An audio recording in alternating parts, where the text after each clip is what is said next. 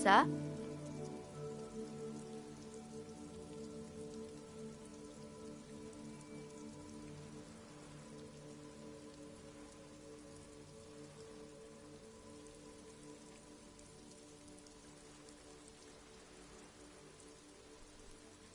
Oh, kings and queens and generals of old, or artists and writers, or musicians, those kinds of people. There's usually something extraordinary about them. I think that's why people read them, to find the secrets of their fame. Seems like most people who read those books fail to get more famous from reading them.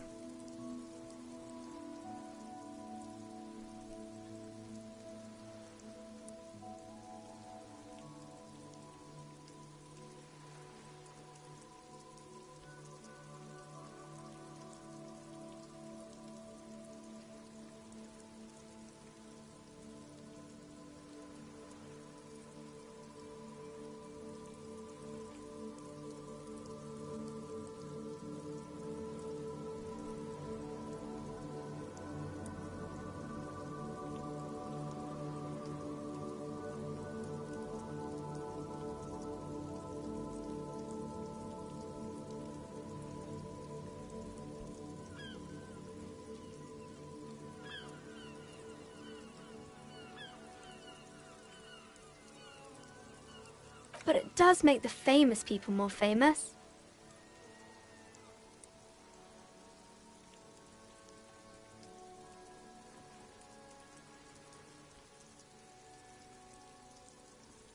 Okay, sir. My name is Annette, sir. My mum, her name is Plaisance. She owns the store. She's inside minding the register or organising the stock.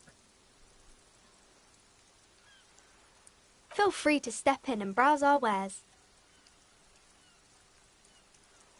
I'm signalling that the store is open. Otherwise people might not know. They'd miss out on the crime, romance and biographies of famous people.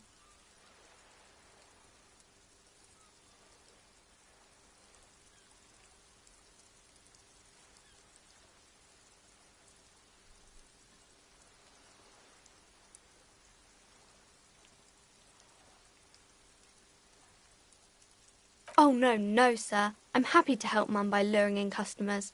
Besides, I have some hot juice in my vacuum bottle to keep warm.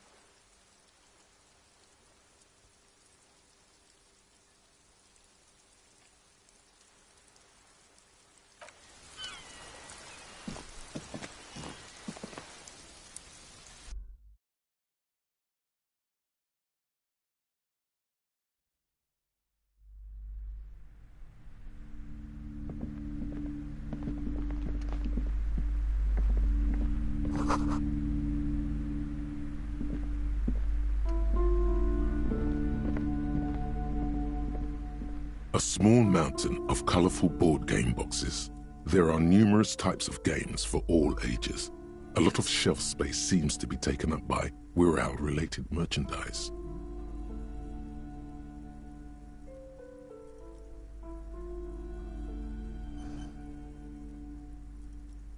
Wonderful board games, sir. The Viticulturist is a classic for sure, or perhaps you'd like Archipelagos of Insulinda, a very educational game for those interested in geography. Raubritter is a fun game of economic competition, but can get quite intense after a while. We have games for the whole family. You can play with your children.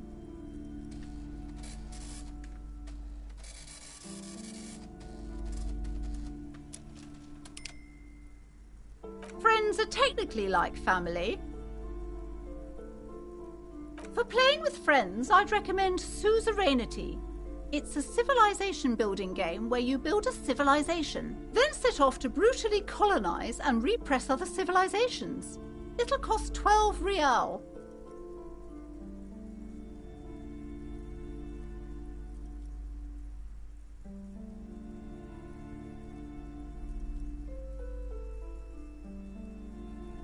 Lousy auras there. No, role-playing games are popular among those types. You know, who are into those kind of things. Personally, I don't like it. Not at all. I've heard they turn people into occult enthusiasts, that they have rituals where they try to summon entities. Highly immoral stuff. You can still buy them, though.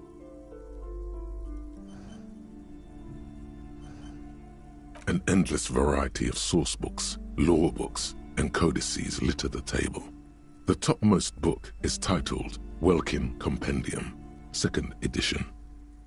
There's also a large hardbound tome with intricate cover art, The Hunters of Catawak, Boreal Creature Compendium, and a Pick Your Path adventure game book titled Tales of Wirral, Cavern of Velkrag.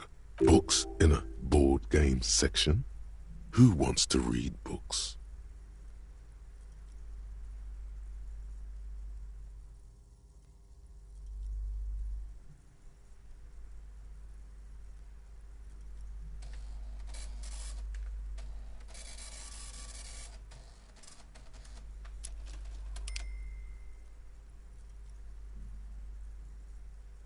There's a box that says Wirral, 3rd edition Mega Setting Supplements Module.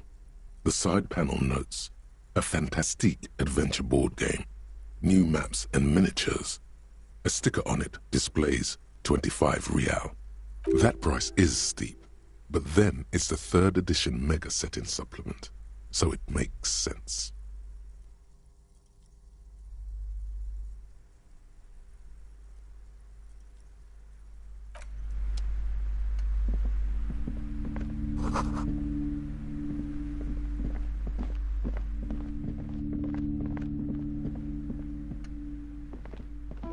These shelves are overburdened with books from the same series. You see the name Dick Mullen over and over. A couple of spook novels hide amidst all the detective books. Thrilling tales of spycraft and daring-do.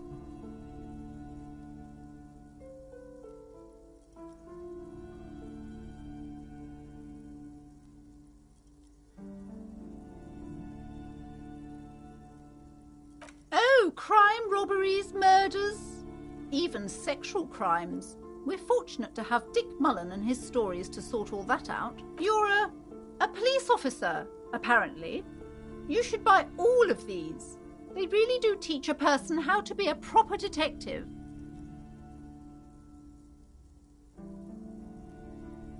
Crime fiction is a disgrace.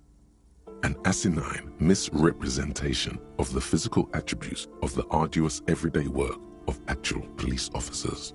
These books greatly overstate the excitement of police work, glossing over how long it takes to actually follow up on leads and eliminate dead ends.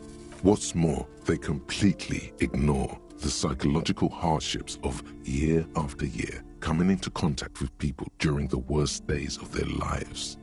Not a single mention of all the stress this work creates upon the officer's family. Detective fiction just doesn't tell the truth at all. Now, would you like a list of all the books found on the shelf? You see Dick Mullen on the job. Get Me Mullen. The Stalwart Adventures of Richard P. Mullen. Dick Mullen and the Murder in the Orchard. The Sordid Affair of Dick Mullen. A killing is declared. Dick Mullen in the Murder House. The Final Case of Dick Mullen. An obvious lie. Dick Mullen in the Clock Tower. The Ordeals of Dick Mullen. Dauntless Dick. Dick Mullen's Funeral Pyre. The Murder of Dick Mullen. Oh no, turns out he fated to solve a case. Yes, there's also The Dame Who Did It. Farewell, my Mullen. Faking death seems to be a common trope in the Mullen series. The morbid tales of Dick Mullen. A dark tide turns. Tragedy calls for Dick Mullen. Another one with fake death. And, of course, Dick Mullen, the murderer. In order to catch a murderer, Dick Mullen must become the murderer. After all this, you still haven't found the answer to the one question that matters. Who is Dick Mullen?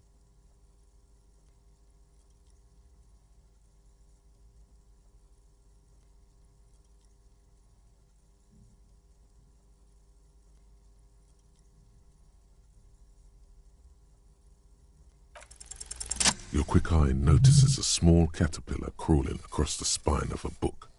The title reads, Dick Mullen and the Mistaken Identity.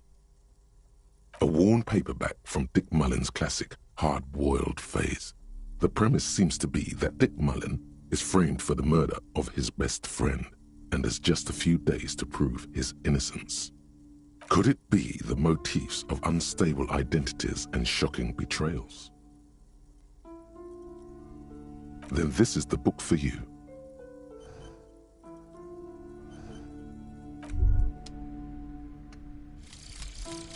Lonesome, Long Way Home. Here we go. Home awaits. Walk past Station 41 and through the market, past the Boogie Street spearhead to the other side of the lake, the frozen eye at the center of the district. Then past the video rental store on the corner. There, at the end of a street lined with pine trees, a small house no larger than a matchbox, 11 Voyager Road. You no longer live there. Those times are gone. And so are those people. Why did you come here? Why are you still here? And where's the dealer? You have to get back to work.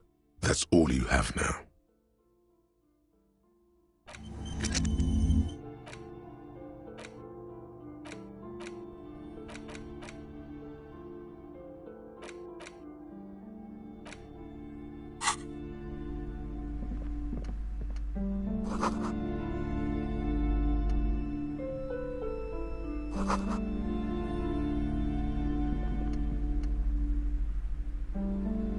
The plaque on the shelf reads, Biographies of Famous People. You see a large variety of names, none of which ring a bell. I would say The Greatest Innocence. Yes, most certainly. It's an important educational tool delving into the depths of history, religion, and their relation to innocentic power.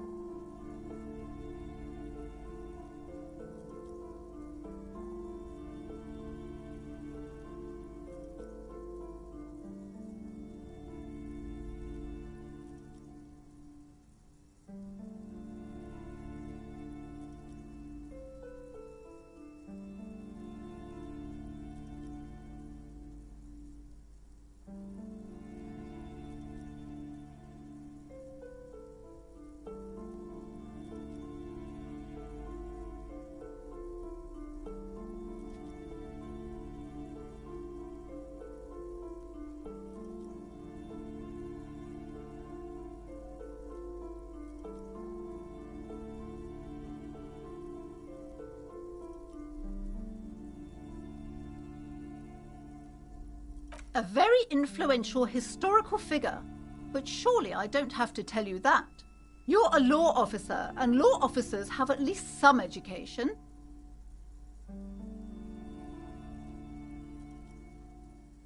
The book is also very daring. The author aims to re-examine the universal understandings of the innocentic system, creating a fresh vantage point and a shift in the tired order of things.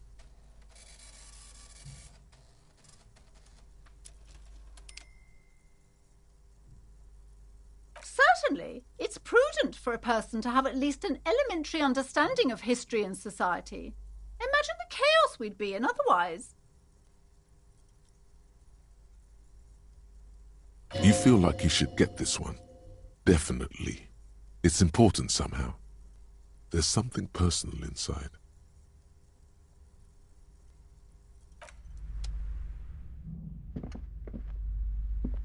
Several maps have been attached to a bulletin board hidden inside the alcove. They're held up by small pins. The board has come loose from one corner. The maps look old and faded. Your eye catches a map of Insulinda, a map of Revachol, and a map of Martinaise. This large map displays archipelagos.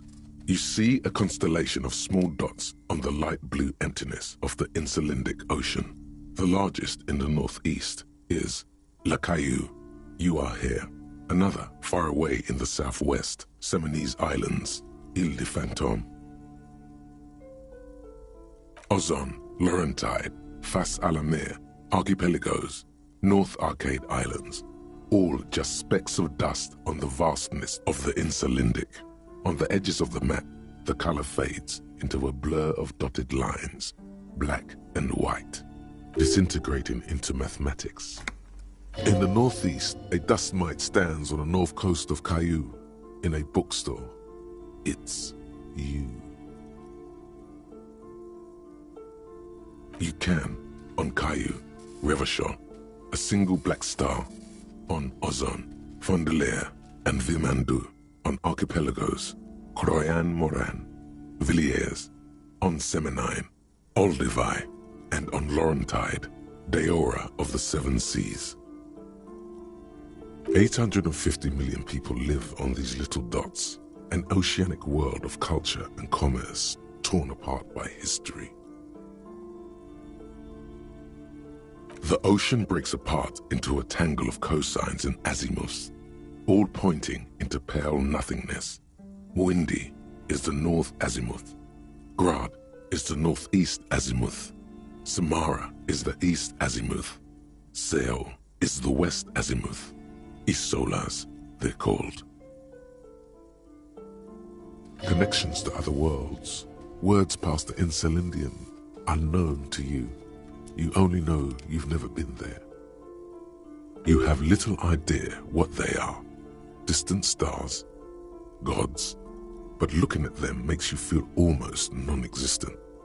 Whatever they are, the Isolas are immeasurably large compared to you, and very, very far away.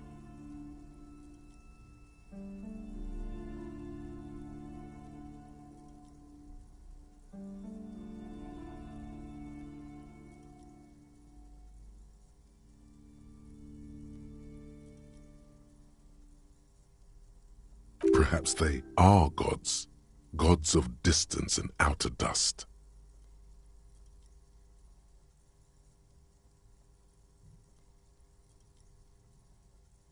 The north coast of a verdant island is shattered by the delta of a river. It is the River Esperance. Countless bridges put the shards back together, connecting city blocks to river islands. La Delta says a great artificial heart in the center, teeming with life forms and construction.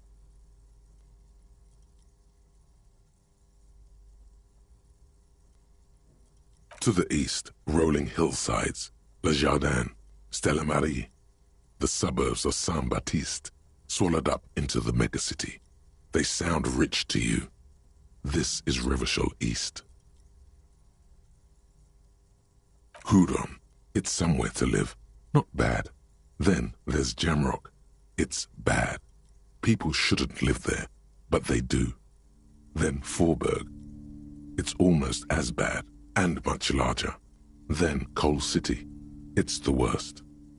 It's so small you can't even see it on the map. No, wait. There it is, north of Jamrock, the strip of coast next to the Greater Rivershell Industrial Harbour. It looks downright despondent. It's almost Coal City, to be honest. It's not really a map. It's a tourist thing. A picture postcard with buildings on it, drawn from an isometric perspective. A date in the upper right corner says 48. Still, it's detailed. Could be pretty useful for scouting ahead. You see the jagged boxes of an industrial harbour, even the whirling in rags there. I'm sorry, officer. The map of Martinez is the only one available. The other two are not for sale anymore. And besides, you could scarcely afford them. They're quite valuable, though they might not look it. The map of Martinez is 90 cents, though. That old thing? It's an out-of-date map of a tourist location that never was nor came to be. From when some design studio people tried to spruce the place up 4 or 5 years ago. They also renovated the horse statue, set up those coin-operated viewers, and designed the new street lamps. The place does not look like a successful tourist trap, does it? They didn't get that far, for some reason. A shame the project never got going. Would be nice if someone fixed Martinez up. All these ruins are bad for business.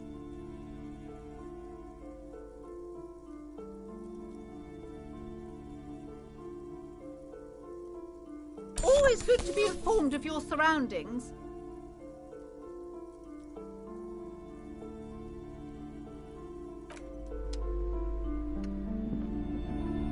This bookstore is not strictly about crime, romance, and biographies of famous people. There's also a wide range of paranatural literature.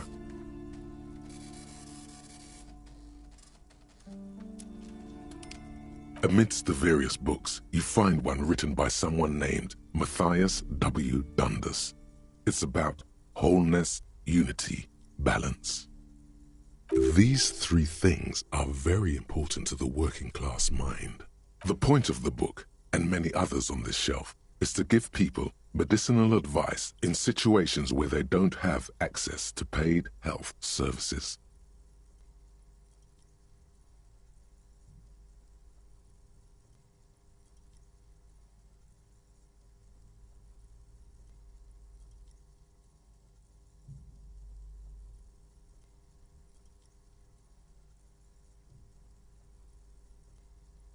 It serves platitudes, while also telling everyone that traditional medicine, the kind people don't have access to and which costs more than this book, is garbage and would only give you cancer anyway, without even curing your cold or anything.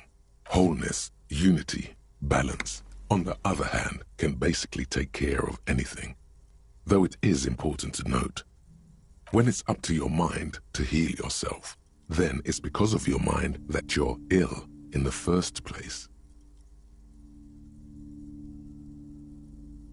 The book features chapters on topics such as how to find magnesium. It even lists plants you can harvest magnesium from.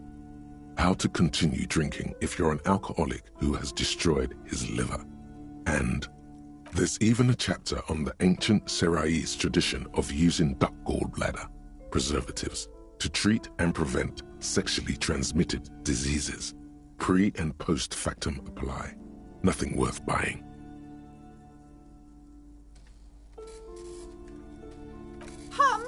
Sir, please, no browsing in that shelf. That wisdom is not for free. I can't have you end up, like, opening a police store next door and stealing my customers. Oh no!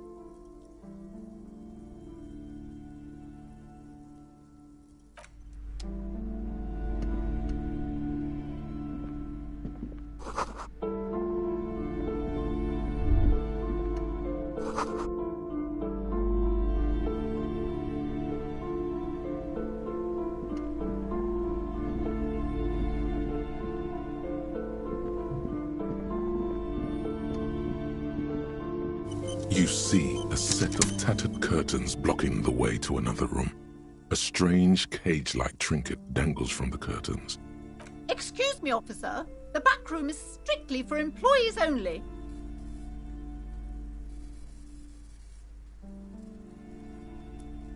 Nothing. Now please go back to browsing the books. Don't you feel compelled to look at the books? The books are all you care about. She speaks almost as if she's trying to put a spell on you, urging you to buy more books. Oddly enough, the more she tries to draw you away from the curtains, the more alluring they become.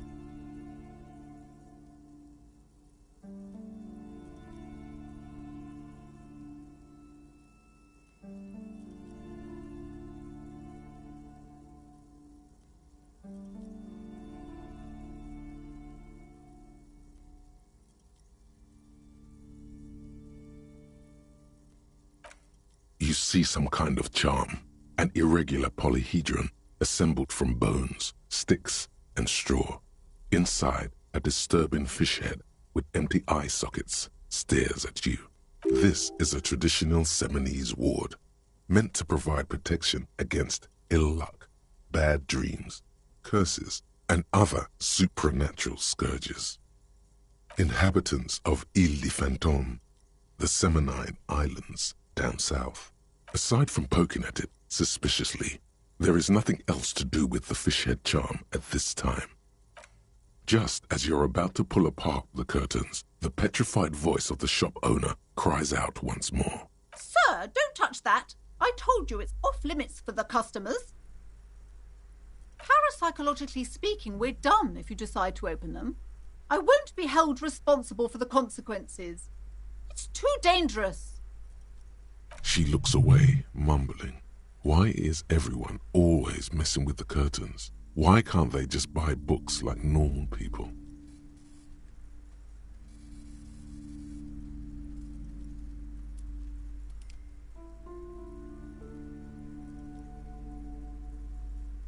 Why?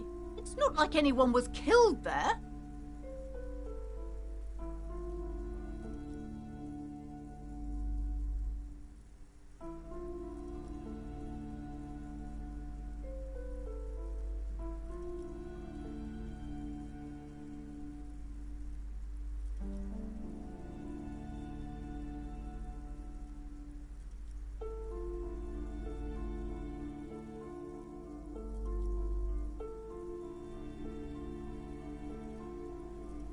I am sorry. I don't mean to be so impolite. Just please don't go there. I can't allow that. You'll only make things worse and unleash the powers.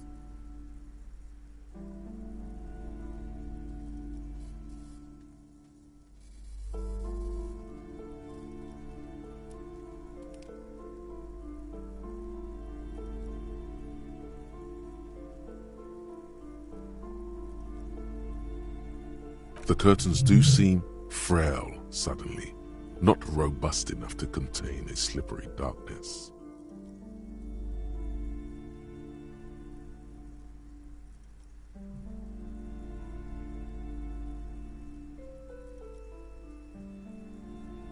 You do?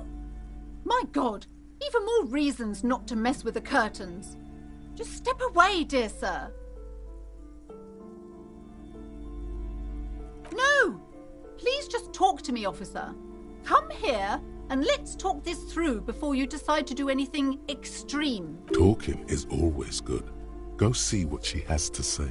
The curtains, tattered with age and covered in dust, hang before you, as if taunting you.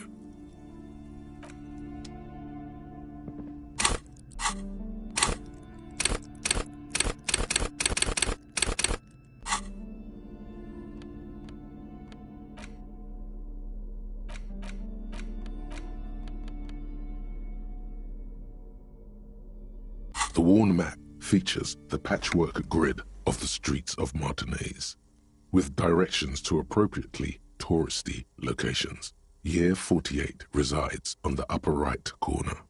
Your finger moves through the various streets, across Rue de Saint-Ghislain and Rue Saint-Sipar, over Saint-Brun and Martinaise North.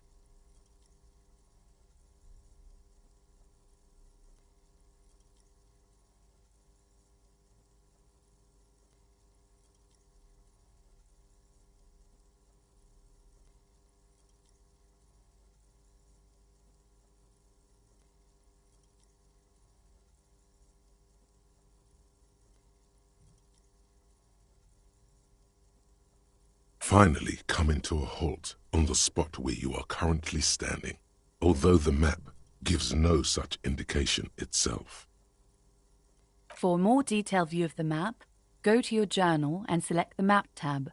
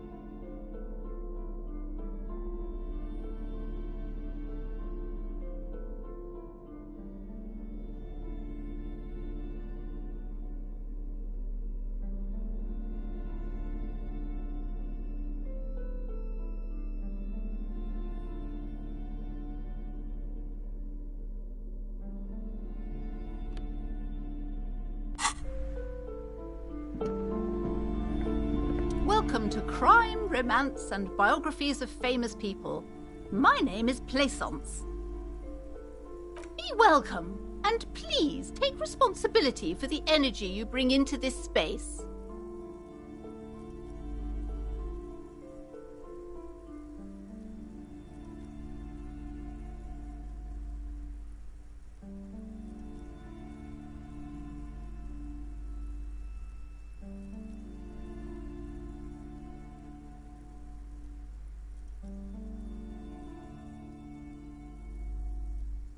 I am the proudest owner of our little shop of culture.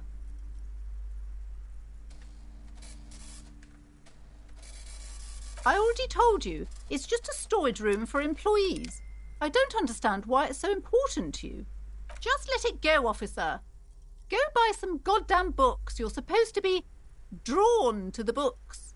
She's so tense, it's a miracle she hasn't snapped in half yet.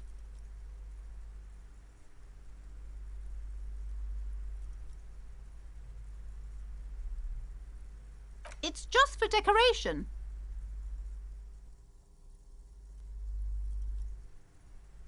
Okay, fine. It's just because this place is cursed, just like everyone said. They don't call it the doomed commercial area for nothing. Are you happy now, officer? Happy that you've ruined everything? Host of hosts, she prays. Guard me and my honest business venture from the curse that lurks behind the curtains.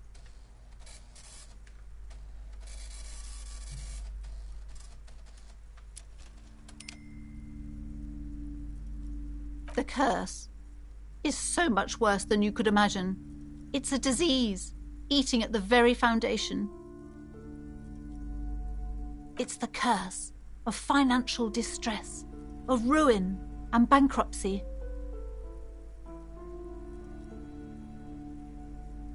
Everyone knows that all the previous companies in this building have sooner or later declared bankruptcy, and their malicious spirits are still here, feeding off bad business practices and disappointing income statements.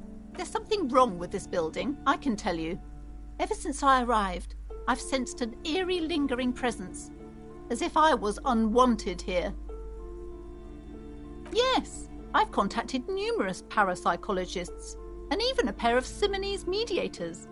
They provided me with the wards. The wards help to keep the doom at bay and protect us against the darkness that lies further in the building, even though now I fear it's not enough. Oh Oh, this? No, it's a special Himian amulet, blessed by desert pygmy shamans, with a spell of compulsion.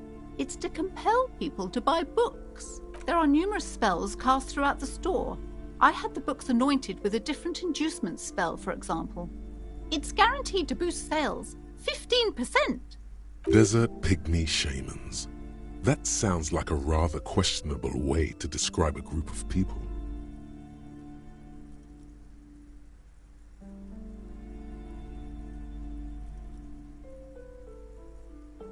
Most certainly not. I don't want anyone who's not familiar with the psychic arts to get involved in this mess. Stay away. Leave the spirits be, so they can return to their slumber. My liege, you know what this case calls for? A para-detective.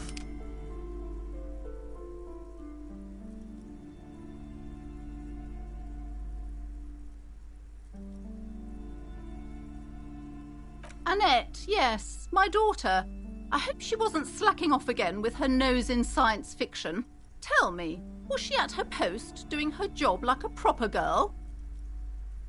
Wonderful! Did you talk to her? Great! On a scale of 1 to 10, how compelled were you to buy books after talking with her?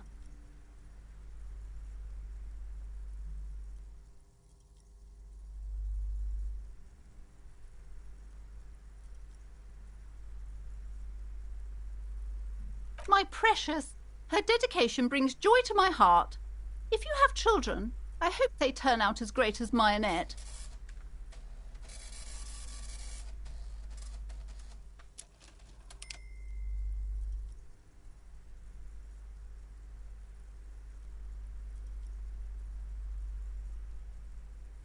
Mind your own business, sir.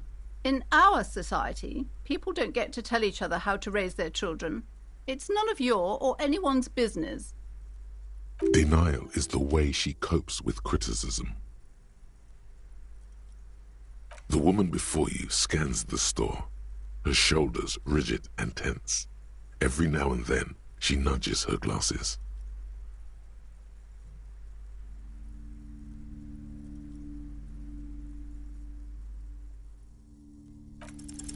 Time to fire up the old lie machine.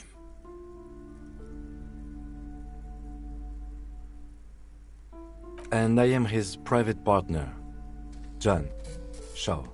Together we run the preeminent postal surveillance firm in Revachol.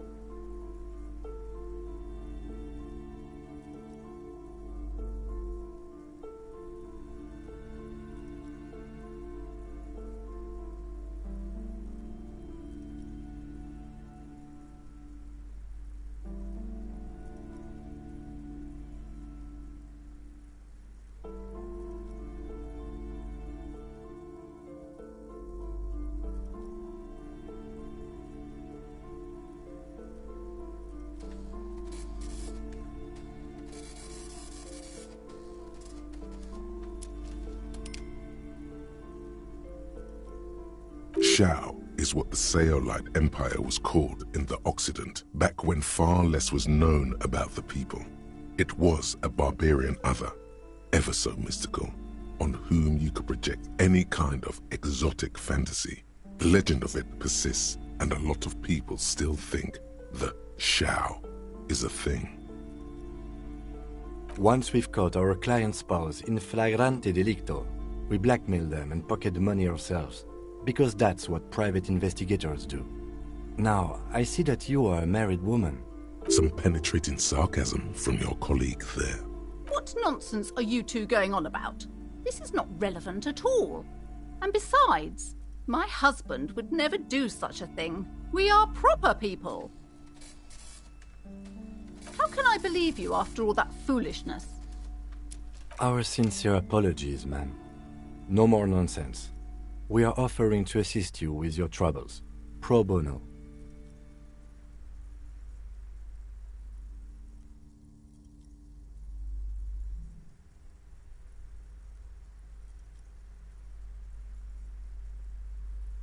That's right. When not spying on the love affairs of the ultra-rich, we solve unusual mysteries by the law reload. Oh my God! Will you stop with that incessant yammering? It's too much. If you wanted the key to the back door, you could have just asked for it.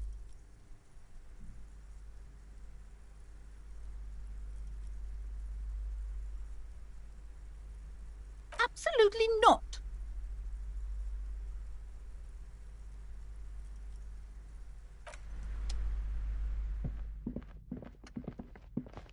The curtains. Nothing. Now, She's oddly enough, the more she tries to draw you away from the... You see a dimly lit room full of dusty furniture and trash. A doorway stands in the back, covered in dozens of scary little Seminese wards, your shadow looming over it like an omen. I warned you. You're unleashing forces beyond your understanding.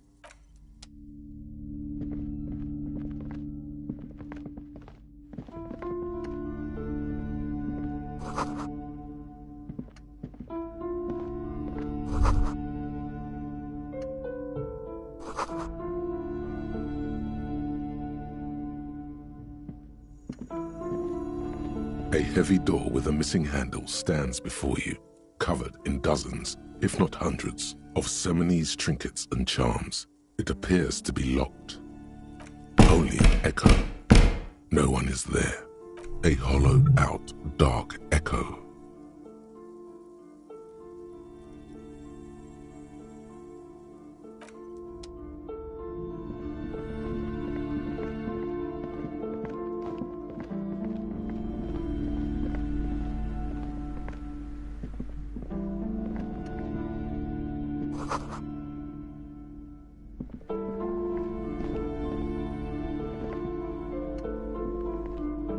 The display rack is brimming with worn paperbacks featuring an extremely muscular, sword-wielding barbarian on the cover.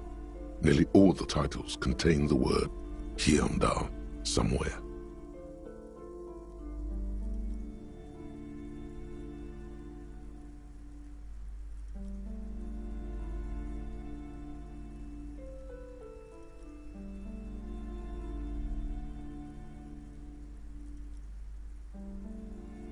Oh, Man from Hyundai. A very popular series of adventure novels. They're awfully immoral and violent books. Blood and violence, scantily clad women, epic narratives, all those mystical things he encounters. They're bound to grab those with little imagination and nothing to do. What does it matter? They're all the same. However, the customer is always right, they say. If you're a novice of the series, I'd recommend Hyundalaman, the Man from Hyundal. It's supposed to be a good introduction to the series. Rows and rows of Hyundalamen blur your vision. You make out some titles. Man from Hyundal and the Mammoth Riders. Man from Hyundal, Return to Hyundal. And the solipsistic Man from Hyundal and the Hyundal Man. Maybe 100. Man from Hyundal and the sages at the end of the world. Man from Hyundal and the false god. Man from Hyundal and the scorched earth. Man from Hyundal, the Hyundal colonies. Man from Hyundal and the swamp beast. Man from Hyundal and the snow crabs. Not even close. Man from Hyundal in hell. Man from Hyundal and the forest of slaves. Man from Hyundal under the lake. Man from Hyundal, Hyundal burning. There's even the Trial of Death, a pastoral combat game book set in the world of Hyundalaman, and so much more.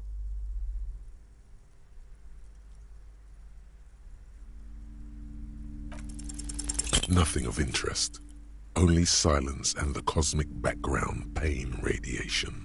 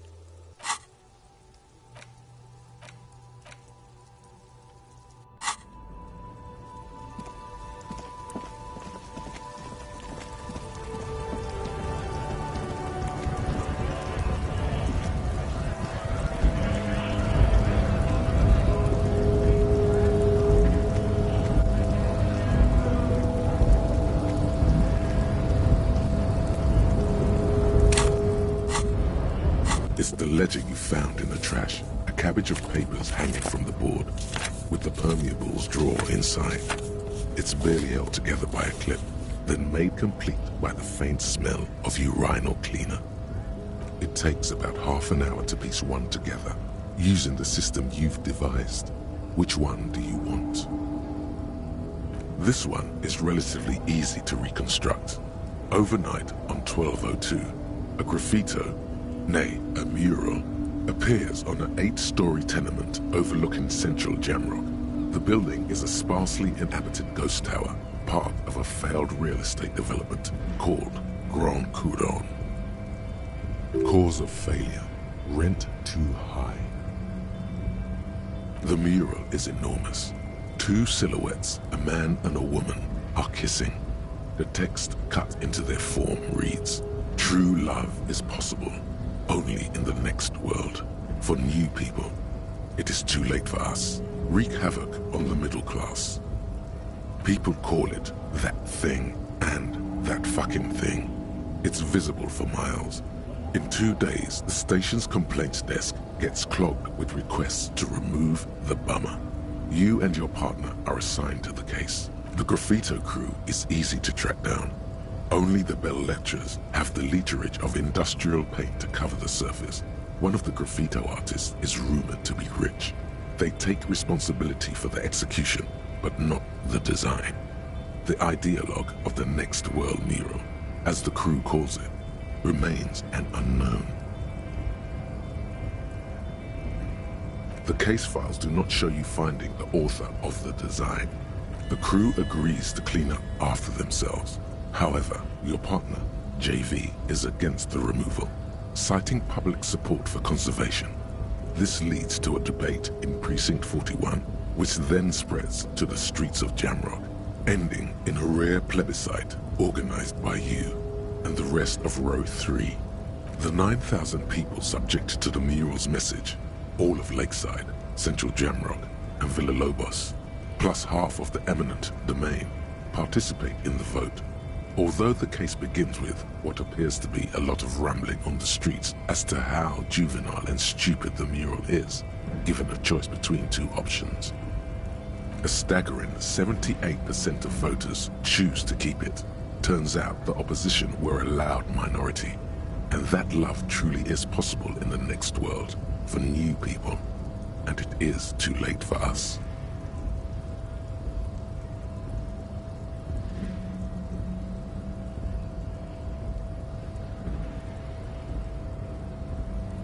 Did anyone ask you what you believe in, man with the smelly toilet ledger? What do you want to tackle next? Or are we done? Not much has changed in the meanwhile.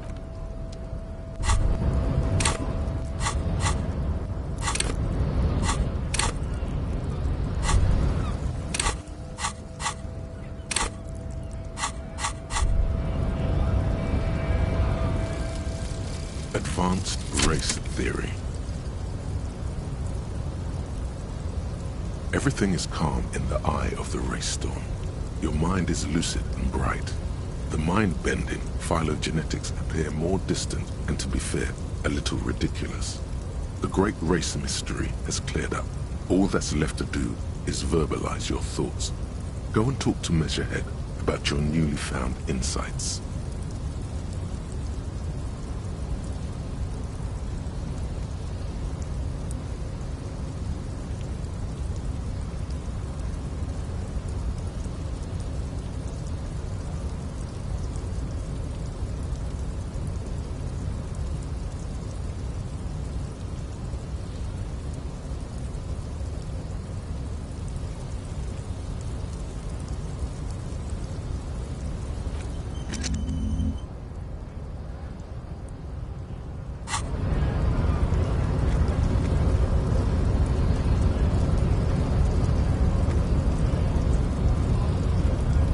Unpromising race pupil returns. And...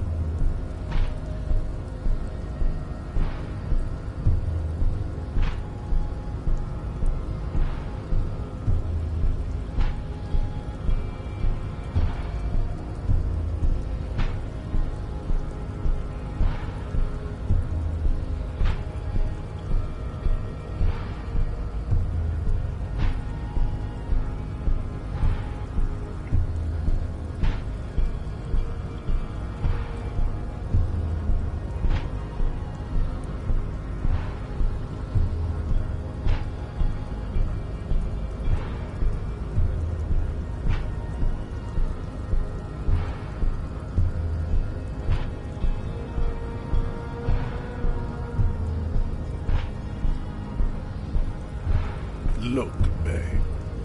The minion of law is also a racist. But his racism is basic and round. He thinks he has solved the great race enigma by describing a round mechanism of scientific competition. So unadvanced. The basic race education he received in high school has led him to think his phylum are the sole authors of race theory. An esoteric study reaching back to the ancient mass society of Pericarnassus over 4,500 years ago. Basic racist, I take pity on you. You clearly want to enter the harbor bad. Like a little boy who wants to go on the potty. I can press the button for you. It will open the door. Very well. You may enter the door once. Our race conversation here has concluded. Finally. Let's go.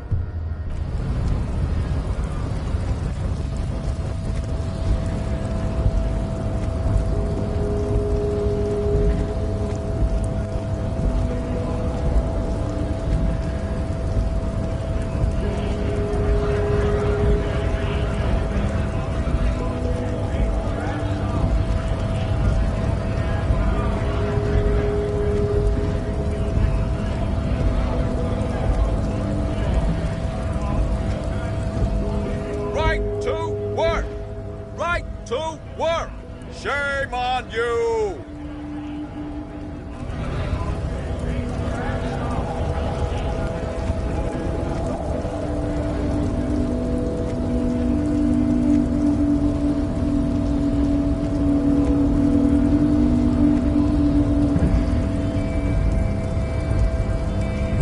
The unpromising race pupil returns.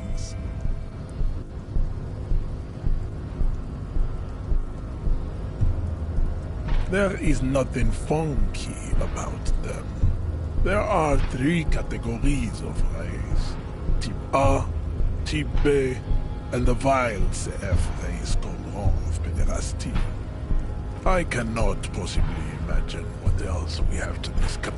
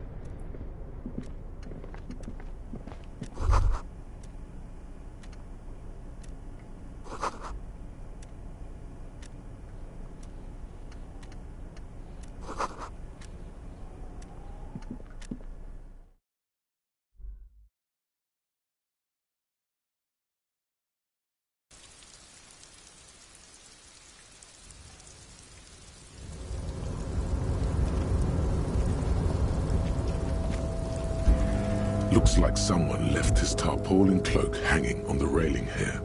The white rectangle of the Revachol Citizens Militia is clearly visible on its back. Yes, it was probably you. It does bear the RCM insignia, after all. The service cloak issued to you by your station? Yes, I do. As your fingers touch the tarpaulin, it almost feels like the cloak wants to deliver a message of comfort through your fingertips.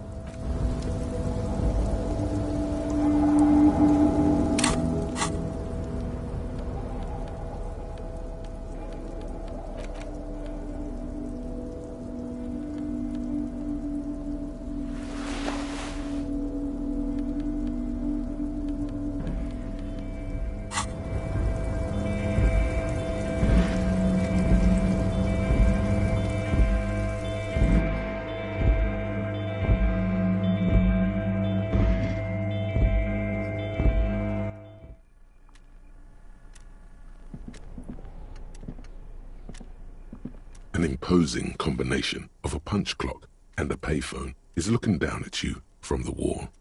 A note on the side says, "Tokens unavailable due to strike. Use change." The machine swallows your coin and seems to be waiting for your next move.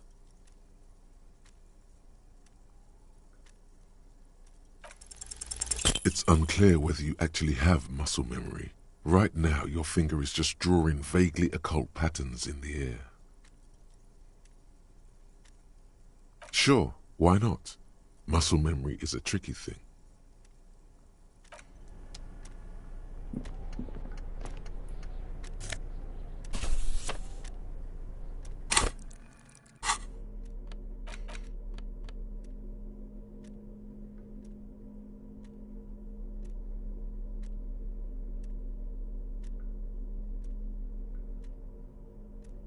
The front of this quarterly journal features a large satirical portrait of the late King Friesel.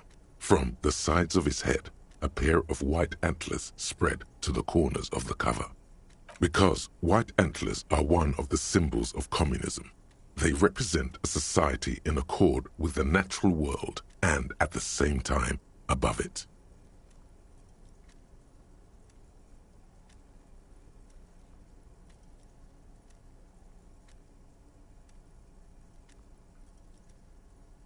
Because Friesel was incompetent, foolish, and cruel. In short, the embodiment of everything the communards wished to overthrow. It's satire, you see. To your disappointment, there aren't any full-color pictures to direct your attention. Just column after column of closely set text, interrupted occasionally by little doodles in black and white. After rifling the pages with your thumb several times, you return to the table of contents. The magazine is divided into several sections: international developments, Kunst und Kultur, and local concerns. Just inside the cover, there's also an editor's note. Comrade, as you know, this journal takes its name from Mazov's immortal expression, "Du cristal à la fumée." This was his way of describing the way the rigid, crystalline structures of capitalist ideology turned to smoke under communism.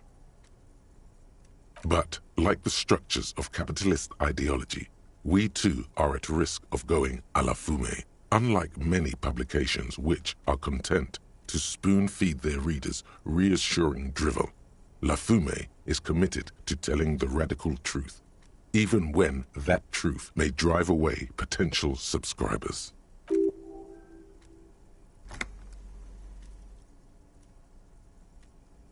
So please, if you value our radical Mazovian perspective on contemporary politics, culture, and international affairs, please consider subscribing today. Yours in struggle, the editors.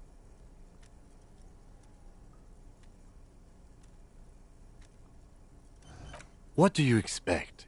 It was laying around the office of the Debarders Union. They're probably bankrolling the thing.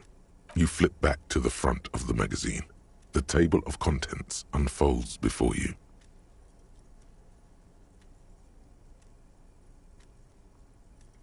This section includes a long, tedious critique of the latest round of free trade negotiations between the EPIS nations and the Free State of Semenine. You also skip over an article about heavy fuel oil smuggling along the Messina border, something about bear wrestling in Samara, book riots in Yugograd. Whoa, whoa, whoa. Bear wrestling. Flip back to that. It seems to be part of a new public fitness initiative in the People's Republic of Samara, SRV, devised and promoted by none other than President Kanajinsky himself. According to this extremely credulous account, Uncle Sport, as he's affectionately known to his people, has recently decreed bear wrestling the national sport of the SRV.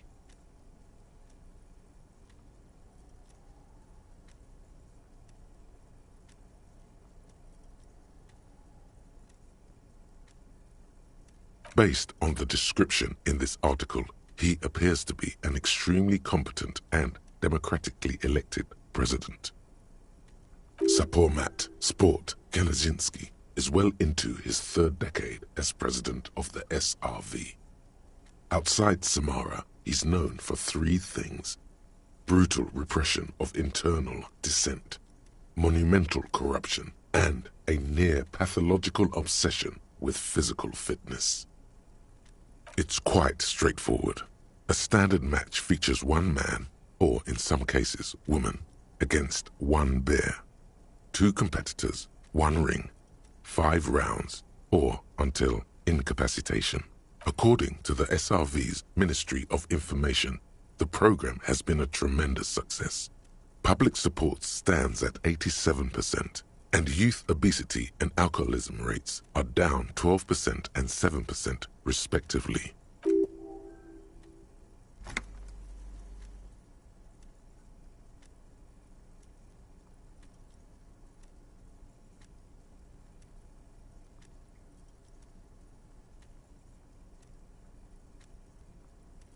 Precisely.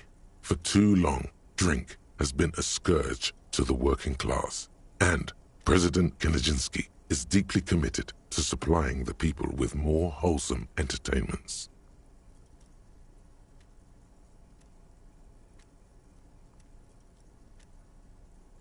The Samaran People's Republic? No, I should expect not. Why do you ask?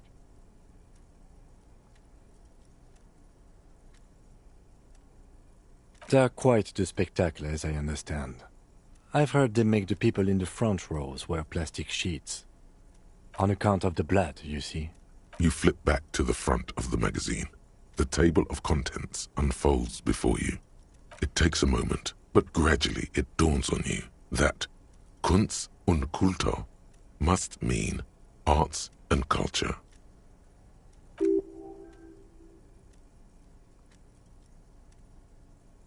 As you leaf through this section, you come across several reviews of recent radio plays, as well as a brief artist spotlight featuring a local artist identified only as CS. The main feature, though, is a long essay titled Tip Top Tournée, a critical Mazovian perspective. The Tip Top Tournée is an inter-isolari racing series, mostly known for its high speeds, ludicrous sponsorship deals, and high death toll.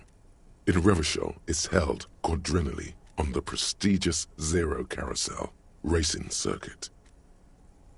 This so-called artist spotlight is really just a brief Q&A, made all the briefer by the subject's evident hostility to her interviewer. You think you're settling in for a relaxing recap of the most recent season, maybe sprinkled with some nice anecdotes about a few of the more colorful drivers. Instead, you find yourself skimming a 10,000-word feature about all the politically problematic aspects of Tip Top Tournée.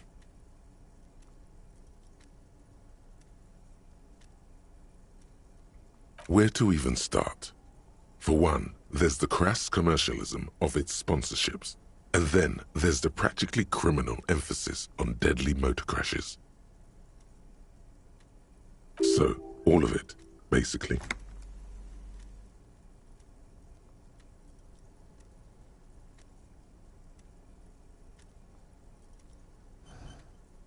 Oddly enough, this article has 2 bylines: Nasteb Encolada Bernal and Exilus Buka.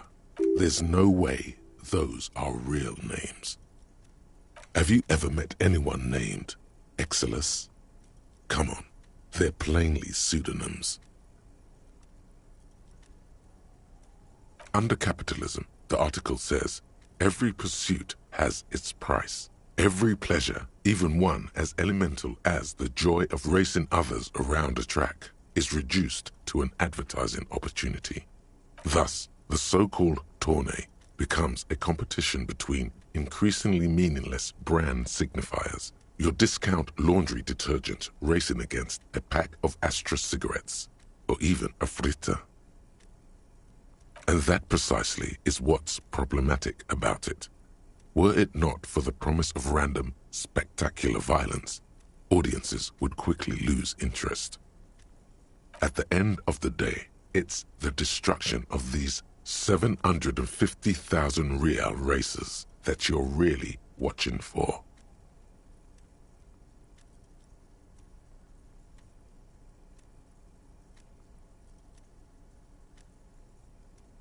Sure, you think that, but subconsciously, it's the visions of brand names being engulfed in flames that you crave.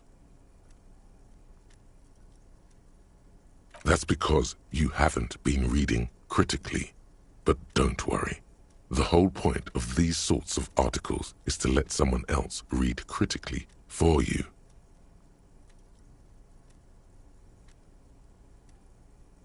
Ah, come on. Can this article read your mind? A certain kind of young man reads 1 or 2 books and suddenly thinks he understands the secret structures of reality. If I had to wager, I'd say they've never even seen the inside of a motor, much less a motor race. I take whatever they write with a large grain of salt. You flip back to the front of the magazine. The table of contents unfolds before you.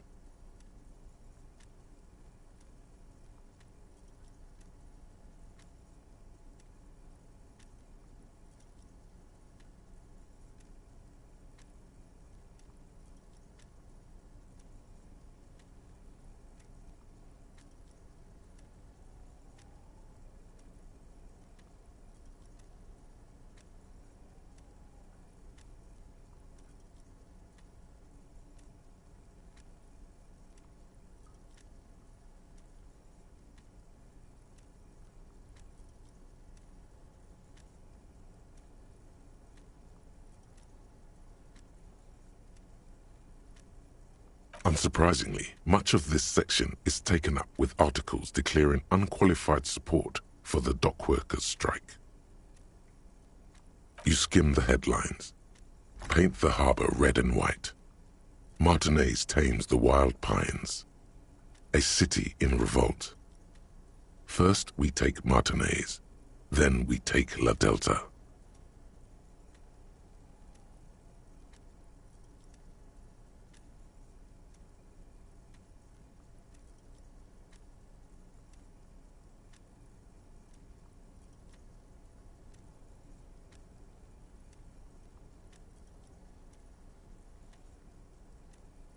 Finally, there's a brief article by the writer, G. Martin, accusing the owner of the Capeside Apartments of illegally attempting to evict certain communist tenants simply for not having paid their rent.